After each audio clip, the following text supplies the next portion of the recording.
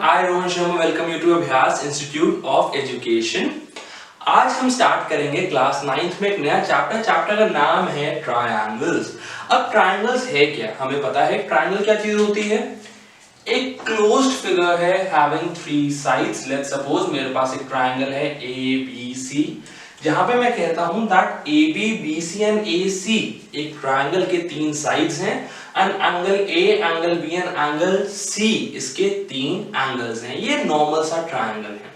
तो अब इस चैप्टर में हम पढ़ने क्या वाले हैं, इसमें सीखने क्या वाले हैं, इसमें नया कॉन्सेप्ट जो हम सीख रहे हैं that is about comparison between two triangles. Comparison में कैसे कि हम एक कॉन्सेप्ट ला रहे हैं यहां पे जिसका नाम है कॉन्ग्रुएंसी। क्या है कॉन्ग्रुएंसी, या we will be talking about whether the given two triangles are congruent or not. अब जब भी मैं बात कर रहा हूं कॉन्ग्रुएंसी या कॉन्ग्रुएंट की, तो पहले समझते हैं दैट कॉन्ग्रुएंसी का मतलब क्या है।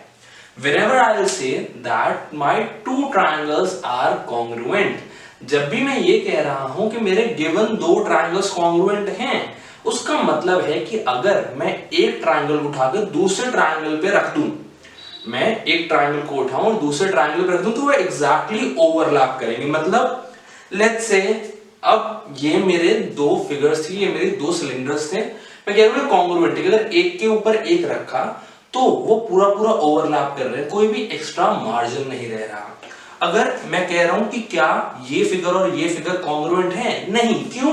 अगर मैं इसको इसके ऊपर रख रहा हूं, अगर मैं डस्टर को अपने फोन के ऊपर रख रहा हूं, तो मेरे को दिख रहा है साइड पे एक्स्ट्रा मार्जिन रह रहे हैं, कंप्लीटली ओवरलैप नहीं कर रहे।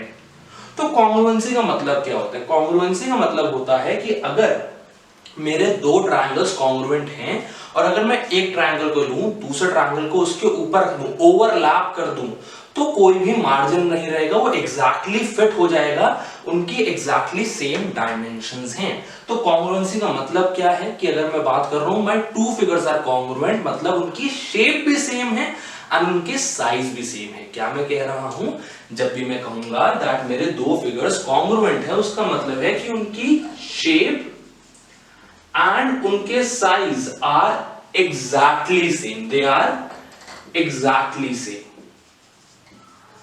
अब मैं कॉन्ग्रुएंसी को दिखाता कैसे हूं, उसका सिंबल क्या है। जब भी मैं कहूंगा that let's suppose triangle ABC is congruent to triangle DEF, तो मेरा एक सिंबल होता है विच इज दिस। ये जो मेरा सिंबल है, जो मैंने दोनों ट्रायंगल्स के बीच में बनाया है, दिस सिग्निफाइज कि मेरे दोनों गिवन ट्रायंगल्स कॉन्ग्रुएंट हैं। अगर लिखना चाहूं तो मैं लिख सकता हूं triangle ABC is congruent to triangle DEF।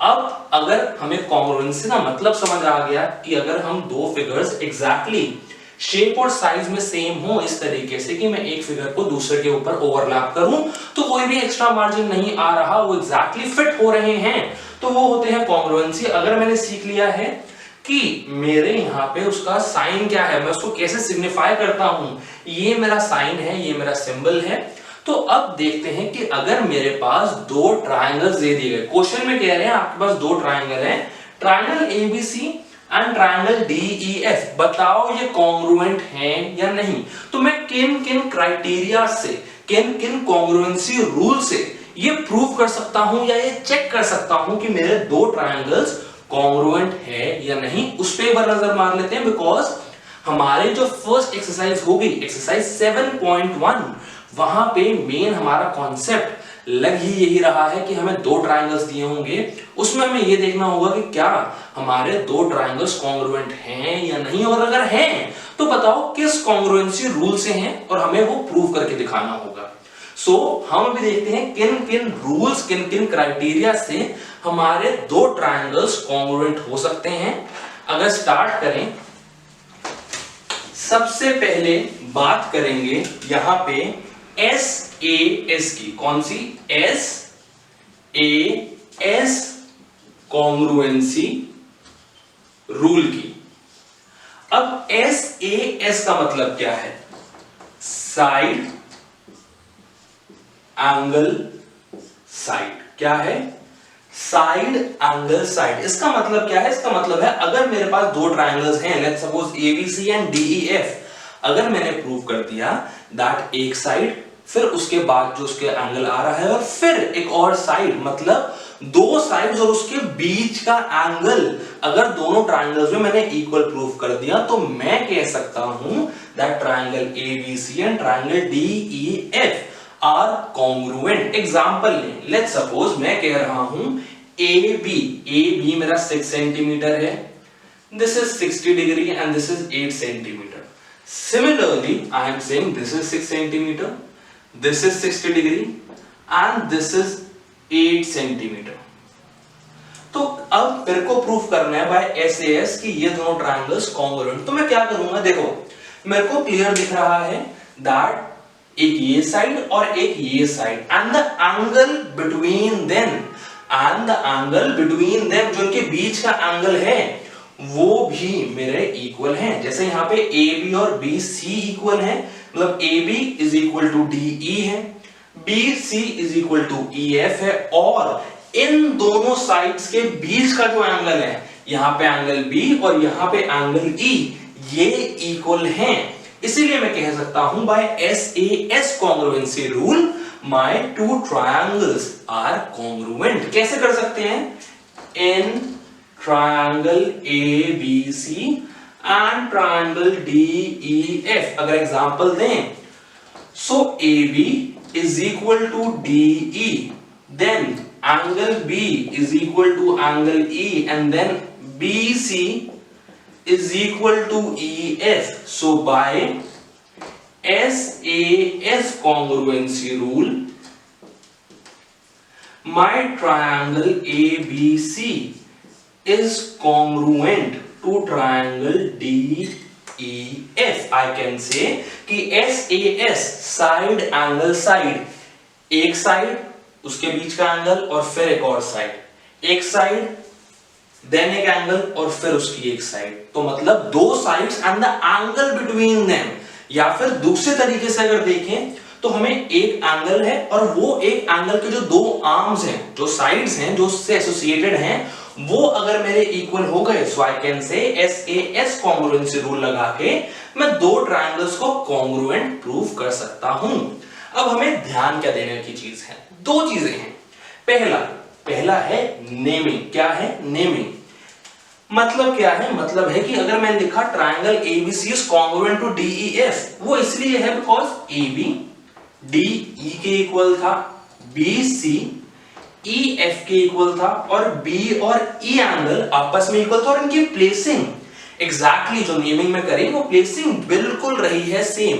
अगर इसकी जगह में मेरे पास यही कंडीशन है, अगर इसकी जगह में लिख दूं triangle ABC is congruent to triangle FDE, is congruent triangle FDE। बचेंगे सर एक दो बात है, DEF लिखूं या FDE लिखूं? नहीं। अगर आपने पेपर में ये लिख दिया तो आपको मिलेंगे 0, बिल्कुल अंडा। क्यों मिल रहा है? बिकॉज ये देखा जाता है कि जैसे आपने इनके नेम लिखे हैं, क्या उसी एग्जैक्ट क्राइटेरिया के हिसाब से ये इक्वल हैं या नहीं।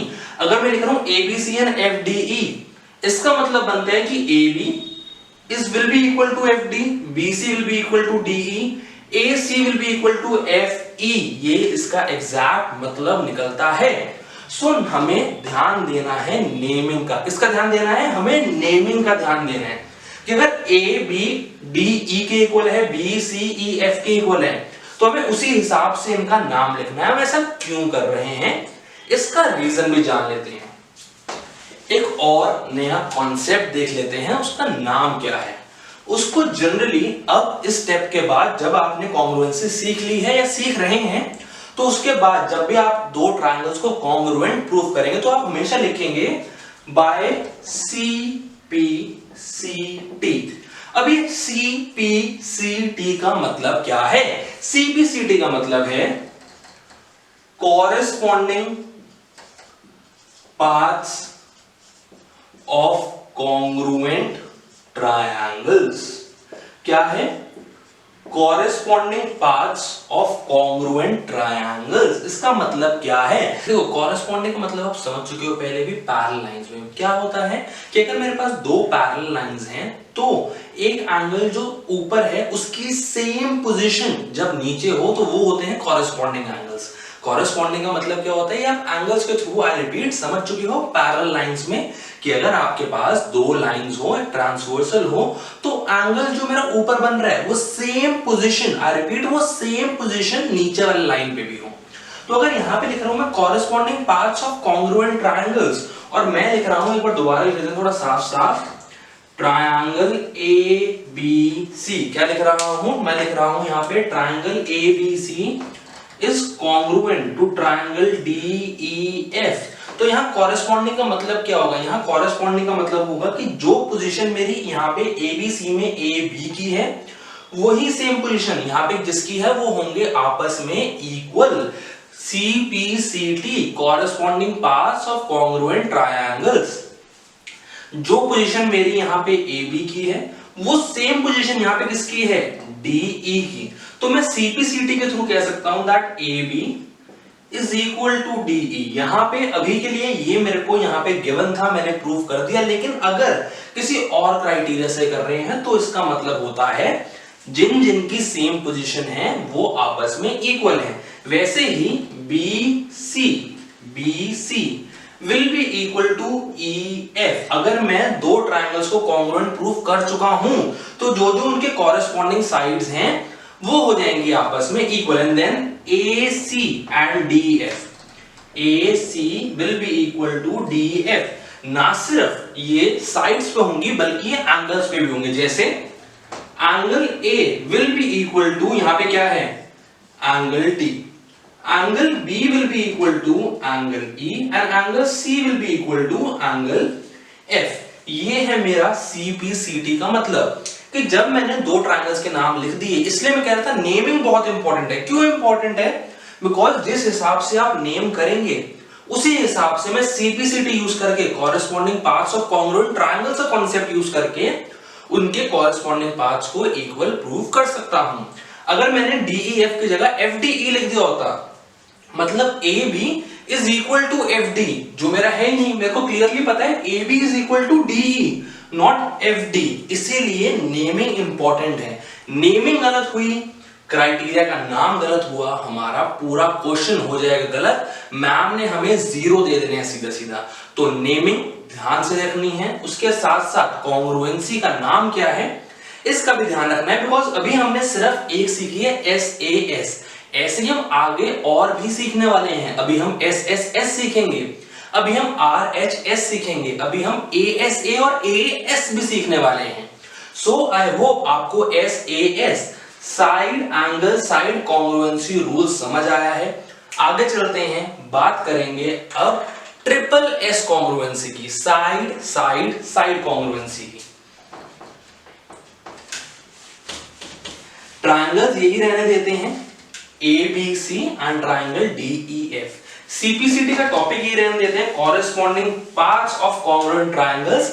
देखते हैं जो अब करेंगे उसके हिसाब से मैं क्या CPCT के थ्रू प्रूव कर सकता हूं। अब मेरे पास कोई एंगल नहीं दिया हुआ, मेरे को ये बता रहे हैं दैट AB 6 सेंटीमीटर है, BC 8 सेंटीमीटर है, let's suppose this is 9 centimetre.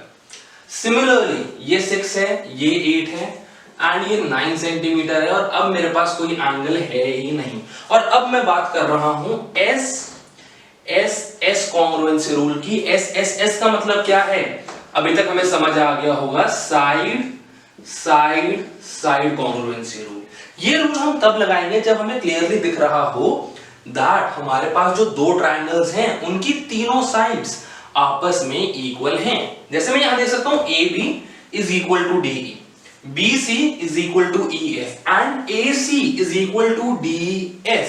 ये मैं क्लियरली यहाँ पे जो गिवन डायग्राम्स हैं, गिवन ट्रायंगल्स हैं, इसमें मैं देख सकता हूं। सो मैं क्या लिखूंगा? इन triangle ABC and triangle DEF, AB is equal to DE। क्यों? बिकॉज दोनों है 6 centimetre each. Then BC is equal to EF, again कितने हैं? ये है मेरे 8 centimetre each. And then AC is equal to DF because they are 9 centimetre each. मैंने क्या प्रूव कर दिया? मैंने प्रूव कर दिया कि ABC ट्रायंगल और DEF जो ट्रायंगल है, इन दोनों ट्रायंगल्स में जो साइड्स हैं, तीनों साइड्स हैं, वो एक दूसरे के इक्वल है। AB is equal to DE, BC is equal to EF and AC is equal to DF। यहाँ पे तीनों साइड्स की ही बात कर रहा हूं, so I can write triangle ABC is congruent, ये है congruency का sign, is congruent to triangle DEF। Again ध्यान दो, AB is equal to DE, जहां पे AB है वही सेम पोजीशन पे मेरा DE है, जहां पे BC है लास्ट टू वहीं पे मेरा EF है last two. AC first and last, DF first and last, position है सेम, नाम मैंने सही लिखा है। नीचे लिख दो rule by SSS, congruency rule. अब अगर साइड्स हो गई, तीनों साइड्स हो गई, तो corresponding parts of congruent triangle से क्या प्रूव कर सकता हूं? CPCT से क्या प्रूव कर सकता हूं? देखो CPCT से जनरली हम ये प्रूव करते हैं दैट अगर दो ट्रायंगल्स कॉन्ग्रुएंट हैं तो उनके corresponding sides and corresponding angles आपस में इक्वल हैं। कॉरेस्पॉन्डिंग साइड्स तीनों के तीनों तो यहाँ पे मेरे को पहले से ही दी हुई थी, क्या बच गई? मेरे बच गए तीनों के तीनों एंगल्स। सो मैं कह सकता हूं by CPCT angle A is equal to angle D, angle B is equal to angle E and angle C is equal to angle F। ये मेरा हो गया SSS क्राइटेरिया। अब आई होप आपको समझ आ गया कि अगर मैं दो ट्रायंगल्स में तीनों साइड्स को इक्वल प्रूव कर पाऊं तो मैं वहां यूज करूंगा SSS कॉन्ग्रुएंसी रूल। CPCT से मैं उनके एंगल भी आपस में इक्वल प्रूव कर सकता हूं। यहां पे CPCT का मतलब कि अगर ये दोनों ट्रायंगल्स को मैंने कर दिया कॉन्ग्रुएंट प्रूफ, तो जो मेजरमेंट A की होगी वही D की होगी, जो B की होगी वही E की होगी, और जो एंगल C की मेजरमेंट होगी वही एंगल F की भी मेजरमेंट होगी। अब हमारा SAS हो गया, SSS हो गया। आगे चलते हैं, बात करते हैं अगले कॉन्ग्रुएंसी रूल की। वो कॉन्ग्रुएंसी रूल क्या है? अब मेरे पास है ASA। क्या है मेरे पास? अब मेरे पास है ASA। देखते हैं ASA में क्या, उससे पहले थोड़ा सा यहां पे कर लेते हैं इरेज। अब अगर बात करें ASA कॉन्ग्रुएंसी रूल की, तो सबसे पहले बात करते हैं यहाँ पे ASA का मतलब क्या है। अगर आपने SAS समझ लिया है, अगर आपने SSS समझ लिया है, तो अब आपको ASA का मतलब भी समझ आ गया होगा। इसका मतलब होता है angle side angle congruency rule. मतलब क्या है कि अगर मेरे पास जो ट्रायंगल गिवन है उसमें एक एंगल, देन एक साइड और एक एंगल, मतलब दो एंगल्स और उनके बीच की जो साइड होगी, अगर वो सेम कंडीशन में दूसरे ट्रायंगल में दे दी गई कि वहां पे भी दो एंगल्स आपस में इक्वल है फर्स्ट ट्रायंगल के मुकाबले, एंड उसके बीच की जो साइड है, the side involving the two angles that is equal to the side of the first triangle, तो मैं कह सकता हूं by ASA congruency rule मेरे दो ट्रायंगल्स कॉन्ग्रुएंट हैं। एग्जांपल ले लेते हैं, और इस एग्जांपल से जो अभी मैं लेने वाला हूं ध्यान से देखना, बिकॉज इसमें थोड़ा सा नेमिंग आपको अलग दी जाएगी। अगर थोड़ा सा मैं यहाँ पे नेमिंग में हल्का सा अलग करूंगा ताकि आपको थोड़ा बेटर समझ आ सके। अब मैं क्या कह रहा हूं? मैं कह रहा हूं लेट्स से एंगल B आपका 60 डिग्री है, एंगल C आपका 45 डिग्री है। अब एंगल साइड एंगल है, मतलब दो एंगल्स के बीच की साइड, वो साइड यहां पे कौन सी हो गई? वो मेरी हो गई BC। मैं कह रहा हूं BC मेरा 6 सेंटीमीटर है। उसी तरीके से अब ट्रायंगल DEF की बात करूं तो यहां पे एंगल D मेरा 60 डिग्री है, एंगल E मेरा 45 डिग्री है। अब एंगल साइड एंगल, दो एंगल्स के बीच की साइड जो होती है उसकी बात कर रहे हैं, तो कौन सी साइड हो गई? साइड मेरी हो गई DE। मैं कह रहा हूं DE मेरा 6 सेंटीमीटर है। तो एंगल साइड एंगल का मतलब समझो कि दो एंगल्स है और उसके बीच की जो दो एंगल्स को इन्वॉल्व कर रही है साइड, वो साइड अगर मेरी इक्वल हो गई, वैसे ही फर्स्ट ट्रायंगल में। तो अगर मेरे पास यहाँ पे triangle ABC and triangle DEF है, तो इन triangle ABC and triangle DEF क्या है मेरे पास? मेरे पास है एंगल B या फिर इसको लिखने का एक और क्या तरीका है, एंगल ABC। कैसे लिखोगे दैट डिपेंड्स आपके स्कूल में कैसे कह रहे हैं। अगर एंगल बी अलाउड है, क्योंकि हम ट्रायंगल ABC की बात कर रहे हैं, तो सिर्फ एंगल बी लिख दीजिए, वरना एंगल ABC भी लिख सकते हैं, दोनों की मतलब सेम है। इस एंगल की बात कर रहा हूं जो है मेरा 60 degree. So angle ABC is equal to angle EDF because यहां पे एंगल D है मेरा 60 डिग्री। देन एंगल हो गया। अब बात करते हैं साइड की। साइड कौन सी है, यहां पे है साइड BC और यहां पे है साइड DE। देन साइड हो गया। अब बच गया मेरा एंगल। एंगल कौन सा होगा, यहां होगा angle ACB। This will be equal to, ये 45 था, यहां 45 कौन सा है, एंगल DEF। कौन सा हो गया, एंगल DEF। तो angle side angle, angle side angle. So अब मैं कह सकता हूं by ASA congruency rule, by ASA congruency rule I can say triangle ABC is congruent to, कौन सा ट्रायंगल होगा, triangle ABC is congruent to। अब अगर आपने कहा ट्रायंगल DEF तो आंसर हो गया फिर से गलत। क्यों, because A is not equal to D, B is not equal to E। यहां पे थोड़ा सा मैंने बदल दिया था, यहां पे जो मेरे पास होगा दैट विल बी FDE। क्या होगा, FDE। समझो क्यों, बिकॉज A B का मेरा कोई रिलेशन नहीं है, मेरे यहां पे है angle B। Angle B is equal to angle D, तो B और D की सेम पोजीशन है। Then angle C is equal to angle E, angle C is equal to angle E, same position. BC last के दो is equal to DE last के दो। तो naming मेरी हो गई अब सही। अब कई बच्चे कहते हैं सर आपने ऊपर तो लिखा था DEF, हाँ तो मैं ऊपर लिख सकता हूं। क्यों लिख सकता हूं, बिकॉज यहां मैं कॉन्ग्रुएंसी का रूल नहीं लगा रहा। कॉन्ग्रुएंसी का रूल मेरा लग रहा है यहां पे मैं उसको सिंबल बना रहा हूं, उसको यहां पे सिंबल बना के बता रहा हूं कि दो ट्रायंगल्स मेरे हैं कॉन्ग्रुएंट, इसलिए इस स्टेप पे नेमिंग का ज्यादा ध्यान देना है। अगर यहां पे लिख दिया DEF, आई रिपीट 0 मिलेगा।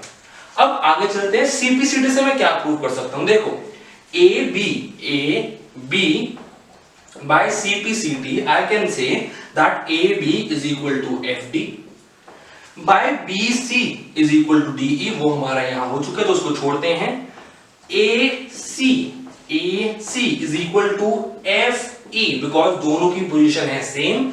Then I can also say that angle A is equal to angle F, angle A is equal to angle F। क्यों, because दो ट्रायंगल्स के अंदर मेरे पास मैं प्रूव कर सकता हूं कि तीनों साइड्स और तीनों एंगल इक्वल हैं। अगर मैंने दो एंगल और एक साइड यहां पे पहले प्रूफ कर दी कॉन्ग्रुएंट प्रूफ करने के लिए, तो क्या बच गया, एक एंगल और दो साइड्स। तो मैंने कह दिया बाय CPCD मेरे ये भी इक्वल हैं। क्या है, ये भी मेरे इक्वल हैं। और कॉन्ग्रुएंसी रूल था ASA congruency rule. I hope ASA भी समझ आया। जल्दी से आगे चलते हैं, एक और कॉन्ग्रुएंसी रूल करते हैं जो इतना ही आसान होगा। अगर ASA समझ आ गया तो आगे बात करेंगे AAS की। किसकी बात करेंगे, AAS की, एंगल साइड। ट्रायंगल्स यही रहने देंगे, कंडीशन बदल देंगे और CPCD देखते हैं वहां हम क्या कह सकते हैं। अब लेट्स सपोज मेरे पास जो यहां पे गिवन था, मैं कह रहा हूं अब मेरा AC मुझे 6 सेंटीमीटर गिवन है, उसी तरीके से EF मेरा 6 सेंटीमीटर गिवन है। अब क्या होगा, देखो AAS का मतलब आप समझ चुके होंगे, इट इज एंगल साइड, मतलब दो एंगल्स और उसके बाद में आने वाली साइड। क्या कह रहा हूं मैं, अब नहीं कह रहा कि दो एंगल्स के बीच की साइड, मैं कह रहा हूं एक एंगल है फिर एक और एंगल और उस एंगल के बाद जो साइड आ रही है वो वाली साइड, मतलब angle and then side, angle and then side. तो AAS कॉन्ग्रुएंसी रूल यहां पे लग रहा है। इस ट्रायंगल में आई कैन से इन triangle ABC and triangle DEF। जल्दी से देखते हैं क्या होगा। पहला है एंगल, वो क्या हो जाएगा, angle B is equal to angle D। Then फिर एक और एंगल है, angle C is equal to angle E। Angle भी हो गया। अब एंगल एंगल के बाद वाली साइड, एंगल एंगल के बाद वाली side, so A C is equal to angle angle के बाद वाली side is equal to E F. दो एंगल्स और फिर उसके बाद वाली साइड। कंफ्यूज मत होना ए एस ए और ए एस में, गलती से भी कंफ्यूज हो गया, रूल अलग लिख दिया। नेमिंग सही है, यहां पे प्रूफ सही है, रूल अलग लिख दिया। एस ए एस की जगह सॉरी ए एस ए की जगह ए एस लिख दिया, ए एस की जगह ए एस ए लिख दिया, मार्क्स फिर भी नहीं मिलने वाले। सो ध्यान से समझो कॉन्ग्रुएंसी रूल क्या है, कह क्या रहा है और फिर लग कैसे रहा है। जैसे यहां पे in triangle ABC and triangle DEF मेरा ए एस ए नहीं, मेरा लग रहा है by A S. Congruency rule I can say triangle ABC is congruent to triangle, बताओ ट्रायंगल कौन सा, देखो बी किसके इक्वल है, ई के, बी सेकंड पे आ जाओ, यहां तीन फिल इन द ब्लैंक्स वाला काम करते हैं, तीन ब्लैंक्स बना दिए। बी किसके इक्वल है, ई के, बी सॉरी बी किसके इक्वल है, डी के। सी किसके इक्वल है, सी है ई के। अब क्या रह गया, एफ, तो एफ मेरा आ गया यहां। वैसे ही A C first and last किसके इक्वल है, ई एफ के फर्स्ट एंड लास्ट, तो ये हो गया से। सो मैंने कह दिया triangle A B C is congruent to triangle F D E. अब सीपीसीटी के थ्रू हम क्या कह सकते हैं, सीपीसीटी के देखो मैंने कहा था दैट हमारे पास तीनों साइड जो तीनों एंगल इक्वल होते हैं। अगर मैंने दो एंगल और एक साइड कर दी इक्वल, प्रूफ तो क्या रह गया उसकी बात कर लेते हैं। अब A B side A B is equal to F D is equal to F D, then B C is equal to D E is equal to BC is equal to DE and एक angle कौन सा रह गया, मेरा एक angle रह गया angle A is equal to angle F। क्या रह गया, angle A is equal to angle F। तो CPCT corresponding parts, same position वाले पार्ट्स ऑफ कॉन्ग्रुएंट ट्रायंगल्स आपस में इक्वल होते हैं, ये भी मैंने प्रूव कर दिया। आई होप आपको चारों कॉन्ग्रुएंसी रूल जो अब तक किए हैं, triple S, S S S, S A S, ASA and AAS अच्छे से समझ आया है। जल्दी से चलते हैं last congruency rule of the chapter जिसका नाम है RHS कॉन्ग्रुएंसी रूल। अब अगले कॉन्सेप्ट की बात कर लेते हैं, अगले कॉन्ग्रुएंसी रूल की बात कर लेते हैं which is RHS congruency rule. अब आपको इतना समझ आ गया होगा दैट मैंने यहाँ पे पहले से ही आपके लिए दो डायग्राम्स बना के रखे हैं, दो ट्रायंगल्स बना के रखे हैं, triangle ABC and triangle DEF। लेकिन उससे पहले इसलिए हम देखें कि ये कॉन्ग्रुएंसी में प्रूफ कैसे कर रहा हूं, ये देख लेते हैं, ये समझ लेते हैं दैट कॉन्ग्रुएंसी जो नाम है RHS, इसमें RHS का मतलब क्या है। यहाँ पे RHS is R stands for right angle, जिसमें आपको पता है राइट एंगल का मतलब क्या होता है, राइट एंगल का मतलब होता है मेरा कोई भी एक ऐसा एंगल ट्रायंगल में जो 90 डिग्री के मेजरमेंट का हो। Then H is for hypotenuse and S stands for side. So RHS congruency rule में मेरे को ये प्रूफ करना है कि अगर दो ट्रायंगल्स हैं जो दोनों के दोनों राइट ट्रायंगल हैं, मतलब उसमें कोई एक एंगल 90 डिग्री है, तो मेरे को सिर्फ ये प्रूफ करना है कि उसकी हाइपोटेनस, दोनों ट्रायंगल्स की आपस में हाइपोटेनस इक्वल है एंड उसके अलावा कोई भी अगर एक साइड में इक्वल प्रूफ कर पाया, so I can say the two triangles are congruent by RHS congruency rule. जैसे अभी अगर फॉर्मेलिटीज में आगे ना बढ़े, एक बार के लिए डायग्राम देखते हैं। देखो मेरे पास है triangle ABC and triangle DEF। यहां पे एंगल B और एंगल E दोनों ट्रायंगल्स में रिस्पेक्टिवली 90 डिग्री है। सो राइट एंगल में ये मेरे हो गए दो एंगल्स। हाइपोटेनस, जरूरी ये है कि hypotenuse equal, so AC is equal to DF। ये भी क्लियर दे सकता हूं, दोनों 13 सेंटीमीटर है। इसके अलावा अब साइड मेरी अलग अलग है। साइड कौन सी है, यहां पे है AB और यहां पे है EF। कौन कौन सी है, यहाँ पे है ए बी और यहाँ पे है ई एफ। अब जितने भी हमने अभी तक कॉन्ग्रुएंसी रूल किए हैं एस एस एस, वो यहाँ पे नहीं लग सकता। देन अभी जो मेरे पास यहाँ पे जो चीजें गिवन है उसके हिसाब से, देन मैंने अभी किया था S A S, S A S होना चाहिए था, उसके लिए मेरे को ए चाहिए था यहाँ पे, और यहाँ पे एफ, वो भी नहीं हो सकता। ए ए एस, वो भी यहाँ पे क्लियरली नहीं दिख रहा। तो फिलहाल जो हमने 3-4 कॉन्ग्रुएंसी रूल किए हैं वो तो यहाँ पे एप्लीकेबल नहीं है। तो देखते हैं हम right angle hypotenuse side R H S congruency rule से कैसे हम triangle A B C and triangle D E F को कॉन्ग्रुएंट प्रूव करते हैं, ये देख लेते हैं। सबसे पहले क्या आता है, सबसे पहले आता है राइट एंगल। सो यहाँ पे ट्रायंगल ए बी सी में राइट एंगल कहां पे है, it is at angle A B C, मतलब एंगल बी पे। वैसे ही यहाँ पे है angle D E F, right angle हो गया। आगे चलते हैं हाइपोटेन्यूज, अगर एंगल बी पे 90 डिग्री है तो इसके ऑपोजिट साइड मतलब ए सी मेरा हो गया हाइपोटेन्यूज, और अगर यहाँ पे एंगल ई पे 90 डिग्री है तो इसके ऑपोजिट साइड हो गया डी एफ। ये भी आपस में है इक्वल, दोनों 13 सेंटीमीटर के बने। So A C is equal to D F. अब हाइपोटेन्यूज भी हो गया।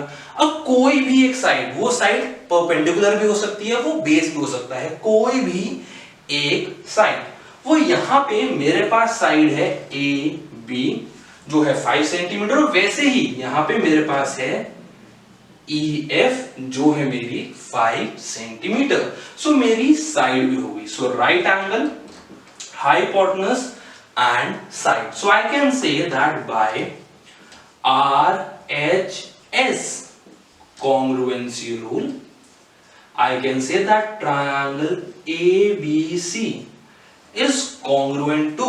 अब कैसे लिखेंगे दूसरा ट्रायंगल कौन सा है, क्या वो है मेरा DEF, क्या वो मेरा है FED, कैसे पता चलेगा? देखो बहुत नॉर्मल चलते हैं, जैसे हमारा CBCD का कॉन्सेप्ट होता है वैसे ही दूसरे ट्रायंगल को नेमिंग भी देके देखते हैं। देखो एंगल B किसके इक्वल था, यहाँ पे एंगल B था मेरा एंगल E के इक्वल।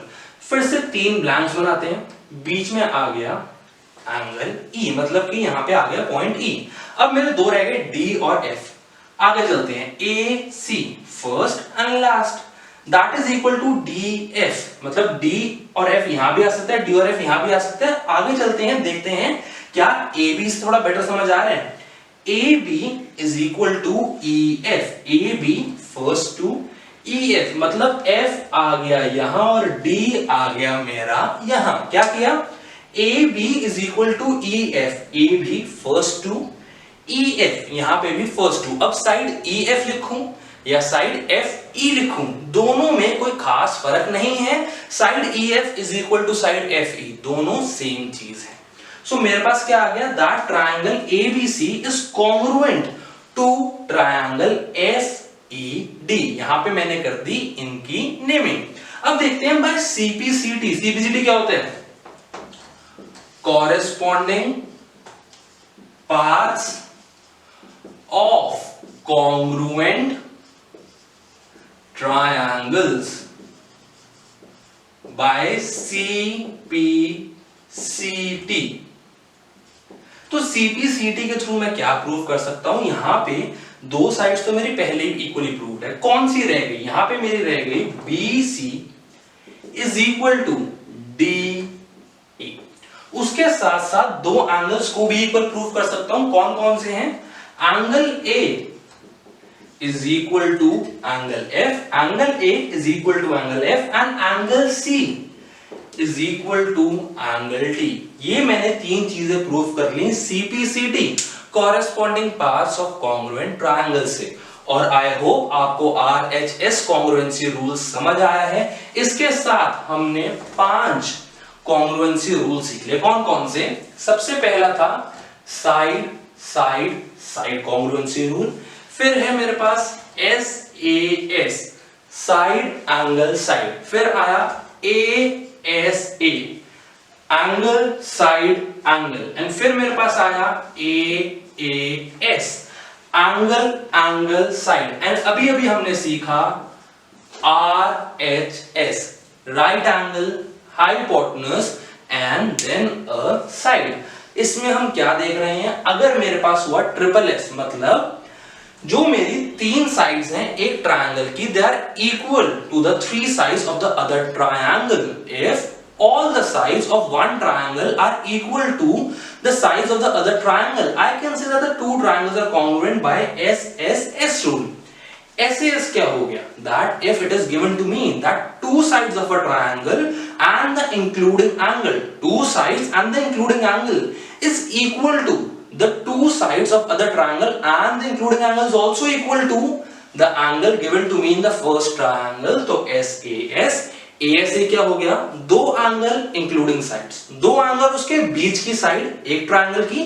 वैसे ही if it is given to me that जो मेरे पास दो एंगल्स और एक इंक्लूडिंग साइड है वो मेरे इक्वल हैं दूसरे ट्रायंगल के दो एंगल्स के और साइड के इंक्लूडिंग साइड के, तो वहां हो जाएगा ASA।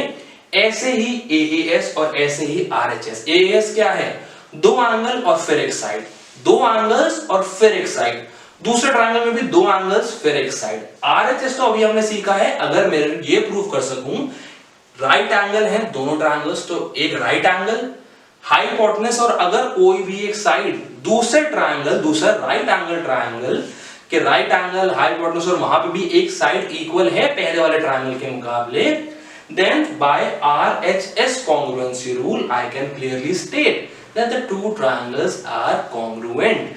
आई होप आपको कॉन्ग्रुएंसी के रूल्स यहां पे अच्छे से आए हैं समझ।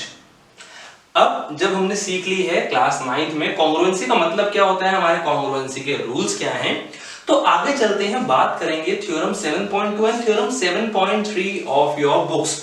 जो कॉन्सेप्ट हमारे जनरली एक्सरसाइज 7.2 में यूज होने वाले हैं वहां लग रहे हैं।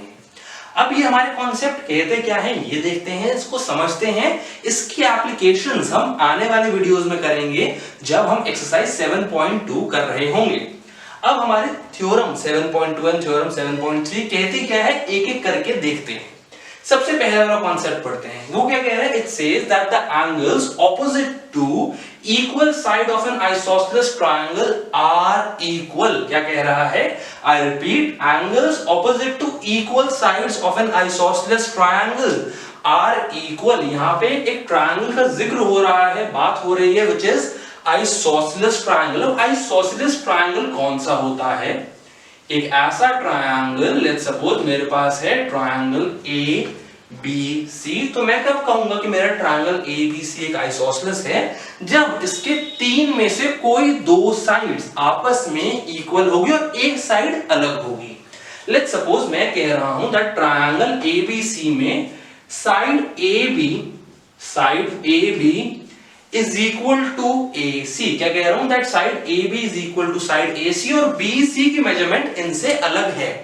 सिर्फ इस केस में मेरा ट्रायंगल ABC एक आइसोसेलेस ट्रायंगल होगा। अब थ्योरम या कॉन्सेप्ट कहता क्या है, दैट द एंगल्स ऑपोजिट, अब angles opposite to the equal side, अगर मेरे पास साइड AB है तो इसके ऑपोजिट एंगल कौन सा है, इसके जस्ट सामने एंगल कौन सा है। ऑपोजिट एंगल मतलब वो एंगल जो जहां पे इस साइड में कोई रोल ही नहीं है, एक ऐसा एंगल जिसके जो आर्म्स हैं वो AB नहीं है, तो वो मेरा हो गया एंगल C। इसके जस्ट सामने जिसके आर्म्स में से एक भी आर्म AB नहीं है, मुझे पता है एंगल C के आर्म्स क्या हैं, AC एंड BC, तो वहां पे AB इसका आर्म नहीं है, वो जस्ट उसके ऑपोजिट है, उसके सामने है।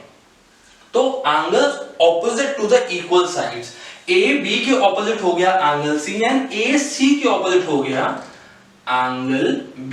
क्या हो गया, आई रिपीट, AB के ऑपोजिट है C एंगल एंड AC के ऑपोजिट है angle B। So they are saying that such angles are equal to each other, मतलब this implies angle B is equal to angle C। क्या कह सकता हूं, क्योंकि AB के ऑपोजिट है एंगल C और AC के ऑपोजिट है angle B, so I can say that angle B is equal to angle C because of my theorem 7.2। as जो कॉन्सेप्ट है वो मैंने यहाँ पे लिख दिया है और समझा दिया है, तो इसलिए मैं कंक्लूड कर सकूंगा that angle B is equal to angle C। अब अगर ये कॉन्सेप्ट हो गया, आगे चलते हैं, जस्ट अप्रोक्सीमेटली जस्ट इसका एक रिवर्स कॉन्सेप्ट है हमारे पास थ्योरम 7.3 क्या कह रहा है, it says that the sides opposite to equal angles, क्या कह रहा है, the sides opposite to equal angles of a triangle are equal। वो ये नहीं कह रहा isosceles triangle है, वो ये नहीं कह रहा किस तरीके का ट्रायंगल है, वो सिर्फ ये कह रहा है कि वो साइड्स जो इक्वल एंगल्स के ऑपोजिट हैं वो आपस में इक्वल है। लेट्स से यहां भी एक ट्रायंगल ले लेते हैं, यहां ले रहा हूं ट्रायंगल एक्स वाई जेड। मेरे पास है triangle X Y Z in such a way that angle X and angle Y, क्या कह रहा हूं, that angle X is equal to angle Y. तो अब क्या कह रहे हैं, that the sides opposite to equal angle. अब बात करते हैं कौन सी साइड है जो एंगल एक्स के ऑपोजिट है। अगेन वो साइड होगी जो इसका आर्म नहीं है।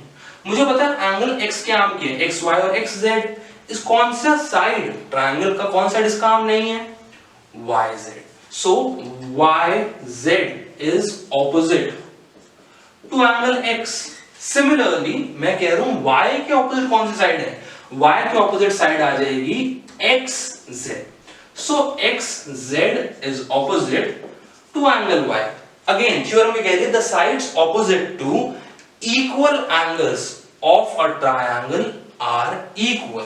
मतलब अगर मेरे दिया हुआ है that angle x is equal to angle y, then I can conclude that yz is equal to xz। क्या कंक्लूड कर सकता हूं, that yz is equal to xz। ये दो साइड्स भी मेरी इक्वल है। तो जो हमने यहां पढ़ा था उसका ऑपोजिट रिवर्स केस यहां पे है। आई होप थ्योरम 7.2 7.3 आपको समझ आई, बहुत इजी थी, बहुत आसान थी। जल्दी से आगे चलते हैं। Now done with the previous concepts, done with the previous theorems, आगे चलते हैं, बात करेंगे थ्योरम 7.6 7.7 एंड 7.8 की, जो हमारे मेनली एक्सरसाइज 7.4 में यूज होने वाले हैं। देखते हैं तीनों थ्योरम्स, तीनों कॉन्सेप्ट कहते क्या हैं, उसको समझने की कोशिश करते हैं और फिर उनकी एप्लीकेशन एज जस्ट सेड कि उनकी एप्लीकेशन हम देखेंगे जब हम उनसे रिलेटेड एक्सरसाइज करने वाले हैं। अब हमारी सबसे पहली थ्योरम, जो भी हमने यहाँ पे तीन कॉन्सेप्ट लिखे हैं, सबसे पहला कॉन्सेप्ट क्या कहता है, it says that if two sides of a triangle, if two sides of a triangle are unequal, the angle opposite to the longer side is larger और ग्रेटर। क्या कह रहा है, लेट्स से मेरे पास यहाँ पे एक ट्रायंगल है, triangle ABC in such a way, triangle ABC in such a way that I can clearly see that AC is greater than AB, side AC is greater than side AB। तो क्या कह रहा है, if two sides of a triangle are unequal, हमने देख लिया ये unequal है, इक्वल नहीं है, AC बड़ा है और AB छोटा है, then the angle opposite to the longer side, angle opposite to the longer side, longer side कौन सी है, AC, AC के opposite जो एंगल है हम देख चुके हैं that AC के opposite जो एंगल होगा वो होगा एंगल B, और AB के जो opposite होगा वो होगा angle C, then the angle opposite to the longer side is larger। तो अगर हम एंगल B और एंगल C को करें compare, angle B and angle C को करें कंपेयर, तो हम क्या कह सकते हैं, अगर AC ज्यादा बड़ी साइड है तो इसके ऑपोजिट एंगल है angle B, so angle B is greater than, angle B is greater than angle C। अगर AC is greater than side AB, then AC के ऑपोजिट है angle B, so angle B is greater than angle C। ये था मेरा पहला concept. आगे चलते हैं, अगला कॉन्सेप्ट क्या कह रहा है, if in any triangle the side opposite to the larger angle is longer. Again जो हमने यहां पे पढ़ा उसका ऑपोजिट अगला कॉन्सेप्ट, अगली थ्योरम कह रही है। क्या कह रही है, दैट, चलो इसको डिलीट नहीं करते, इसको रेज नहीं करते, आगे चलते हैं। क्या कह रहा है, in any triangle the side opposite to the larger angle. Again मैं कह रहा हूं यहां पे मेरे पास है triangle ABC in such a way that it is given to me that angle B is greater than angle C। क्या है, angle B is greater than angle C। तो वो क्या कह रहे हैं, the side opposite to the larger angle. B के opposite side कौन सी है? एंगल B के ऑपोजिट साइड है मेरे पास AC is opposite to angle B and angle C के ऑपोजिट है AB। So AB is opposite to angle C। क्या कह रहा है? That the side opposite to the larger angle. तो B के ऑपोजिट है AC, वो AB के कंपैरिजन में बड़ी होगी। क्या होगी? AC will be greater than AB। So यहां पे हमें ये गिवन था और हमने ये कंक्लूड कर लिया। यहां पे थोड़ा सा उल्टा केस था, हमें एंगल्स गिवन थे और हमने साइड की जो इनइक्वालिटी थी यहां पे हमने डराइव कर लिया। आई होप आपको ये दोनों कॉन्सेप्ट्स हो गए हैं क्लियर। आगे चलते हैं, बढ़ते हैं लास्ट कॉन्सेप्ट पे। लास्ट कॉन्सेप्ट क्या कह रहा है? It says that the sum of any two sides of a triangle. क्या कह रहा है? The sum of any two sides of a triangle is greater than the third side. समझने के लिए यहां पे कर देते हैं इसको इरेज, इसको कर देते हैं डिलीट। वो कह रहा है किसी भी ट्रायंगल के अंदर कोई भी दो साइड्स का सम ले लेंगे। ये कॉन्सेप्ट हम क्लास 7th में एनसीईआरटी में आराम से समझ चुके हैं, पढ़ चुके हैं। क्या कह रहा है? That the sum of any two sides, let's suppose मैं ले रहा हूं दो साइड्स AB एंड BC, तो जो इनका सम होगा AB plus BC will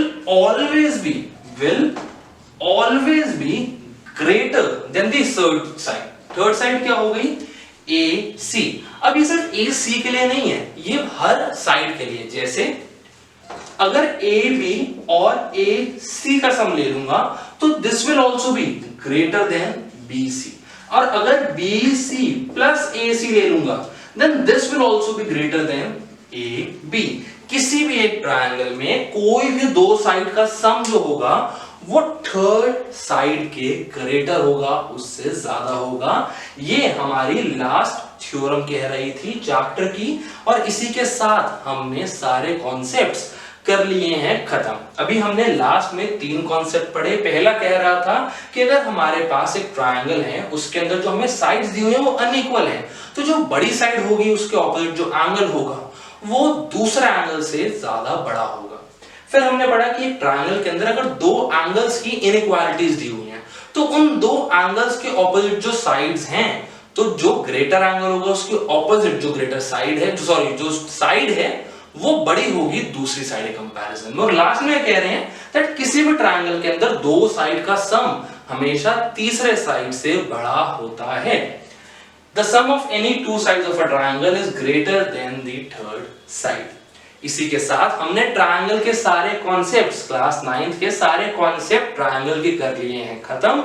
I hope आपको समझ आई। अच्छे से इसको कीजिए फॉलो, ताकि आने वाले जो वीडियोस हैं जिसमें हम एक्सरसाइज करने वाले हैं वो भी आपको और अच्छे से क्लियर हो पाए। For more such videos, please subscribe to our channel. Don't forget to hit the bell icon. और वीडियो समझ आई हो, कॉन्सेप्ट आराम से दिमाग में बैठे हो, so hit the like button. Thank you.